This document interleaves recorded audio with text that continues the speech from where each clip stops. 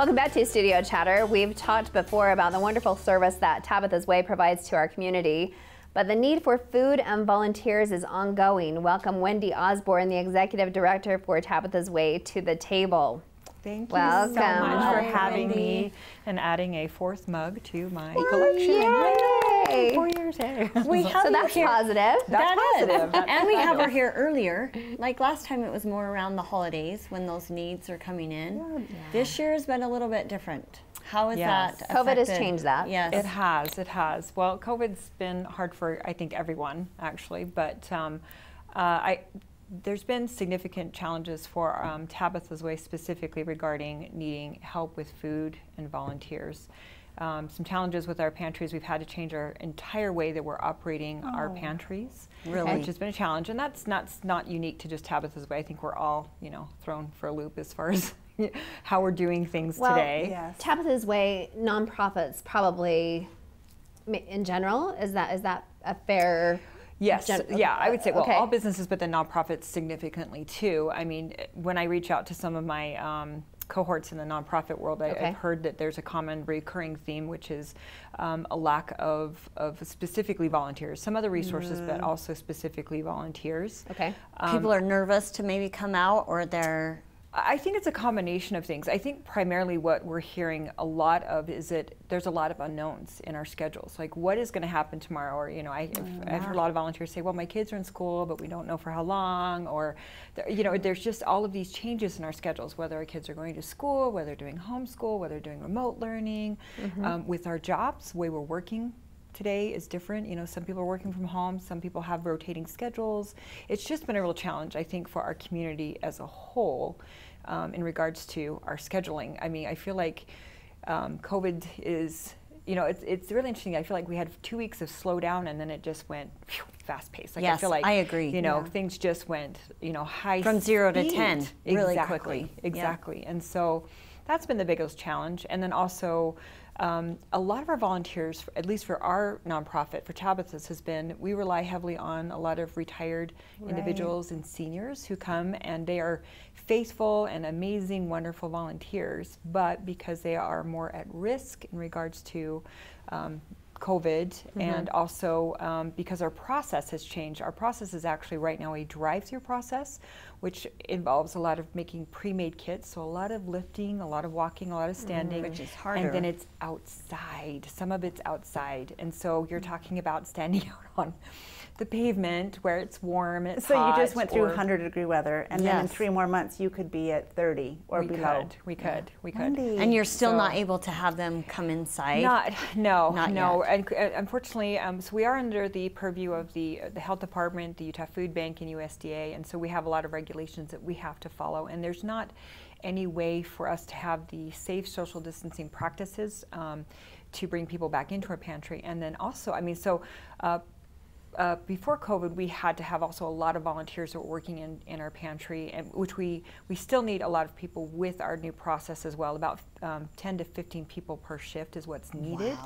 But we have to segregate our volunteers. So we're limited in the number of volunteers you can have within stations, which we now have stations.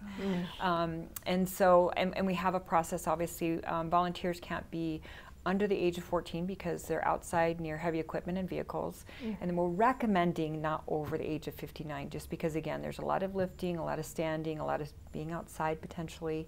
So that's our recommendation as far as the ceiling, as far as age. But definitely need help. We've had several days where we've had no volunteers, and it's really hard. It's really hard. So. So I just want to, put a call out to help, to say we really need some volunteers, need some hands. COVID has, again, put us all on a little bit of a tailspin. The need is great. We've seen a lot of families coming in and needing help. And we've seen a lot of families that have been just amazing to step forward and even volunteer to come pick up food and take food out. So we actually have a process now to get food out to deliver, but we need help in our pantry is where our greatest need is getting hands, helping make those kits. We have made it easy for people to sign up to volunteer. We've moved all of our shifts to using Sign Up Genius through our website. So if you just go to tabithaswaysouth.org and click or /volunteer, and there's a link right there. You can sign up and you can see all the available shifts. So you don't, if you sign up once, you're not committed to have to come several times. You could just say, I know tomorrow I have time. Yeah, I that's can exactly sign up. it. I mean, we prefer regular volunteers, but we're realizing in today's climate that is very difficult for families to do with what's going on. And so we're like, you know, if you can come and serve, you know, please do. Just sign up quickly and come in. Yeah, is there a screening process or anything like that, or if you sign up and show up? So we ask you to just sign up on our online form. Okay. And you can do that even a few minutes before you come. But we do have to, of course, have everybody for contact tracing fill out their information, just name, phone number. Right. Make sure we ask the questions, has you or anybody in your home been sick? And then we take their temperature. Perfect. You have to wash your hands, put on a mask and wear gloves. That's required. But that's pretty typical nowadays with almost that's everywhere. All. So Wendy, you have been reaching out to some local religious organizations for more volunteers and donations. We have. How has that helped? We have. Well, we haven't reached all of them yet, so several of them. But definitely, we had it in the beginning of COVID in March. Our two largest food drives that we have throughout the year were canceled, and so we have been short on food donations. And so we have been reaching out to different organizations and asking them if they would commit to donate, bring in some food. Because of COVID, we have self-serve food donation stations where people can drop off their food, and we have to quarantine it for 3 days. But not produce, praise God, but we can everything else we can receive. So we are in need of food.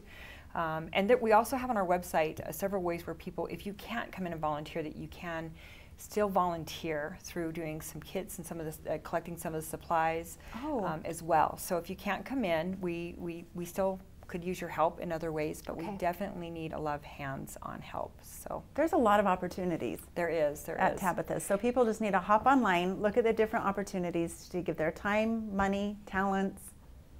All those things, yeah. And just I want to say thank you. Thank you. You know, Tabitha's Way wouldn't be where it is today without our community and the things that they've done. And I just want to encourage them to keep on going. We need some help. So, so thank you. And that's probably going to increase even more during Christmas and the holiday months where you normally up your game anyway. Yeah, we always see an it increase could get during tricky. that time frame. And we think as COVID continues to drag on, unfortunately, that increase will just continue to go.